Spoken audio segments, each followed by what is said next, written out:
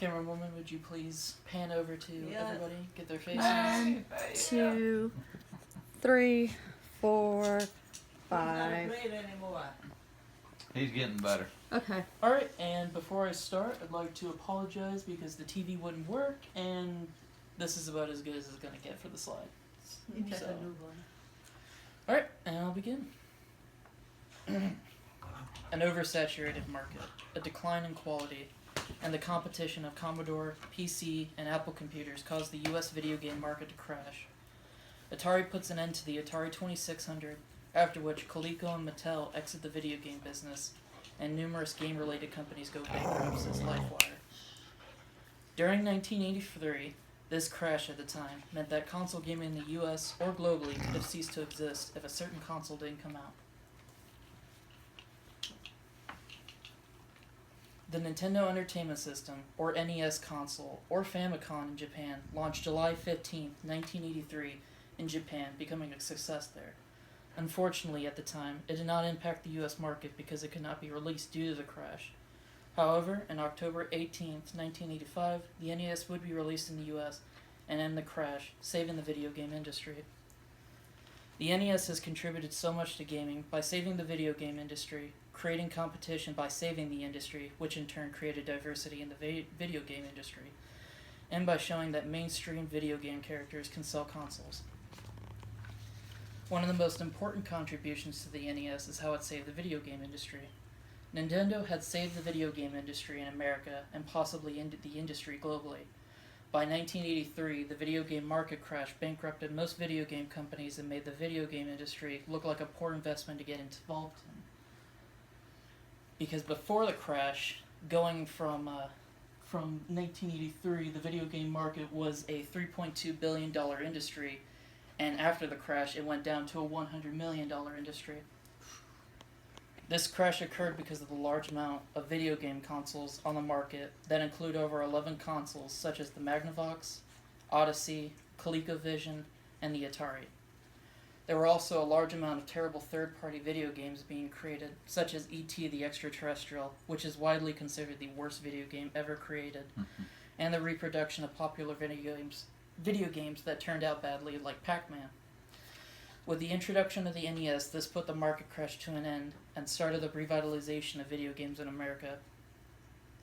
This was accomplished by being in control of third-party developed games and by putting a Nintendo seal of approval to show people that their games were created by Nintendo. With the Nintendo seal of approval, this not only stopped bad games from coming into the market, but gained the trust of video game buyers, revitalizing the market for the video game industry. With the revitalization of the video game market, it wouldn't take long for other companies to join in on the video game craze. With the NES ending the video game market crash, competitors wanted a taste of the video game market. Creating competition creates diversity and better quality products. With the success of the NES, other companies wanted to try and stake themselves in the video game market, most notably Sega.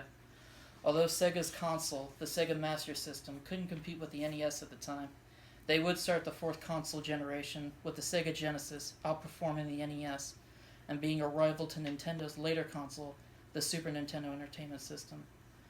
With the competition between these two, it created the frame of console wars that we see today, where each company challenges each other to do better. Not only did this create diversity in the gaming market, but also increase the quality of each product. This competitive atmosphere for video games would have never happened if Nintendo hadn't created the NES. What did the Nintendo do to get people to buy their games? They used a mascot to get people interested in their product. The NES had the first console mainstream iconic game character as a way to increase sales and to make Nintendo stand out on the market. Selling a video game console with a mascot first started with the NES. They bundled in Super Mario Bros. With the NES around 1986. His popularity showed that a video game character could sell a console, and showed that a video game character could be a mainstream icon in the public. Mario is so popular that the original Super Mario Bros. Has sold over 40 million copies, being the number 6 best-selling video game, due to the fact that it was bundled in with the NES at the time.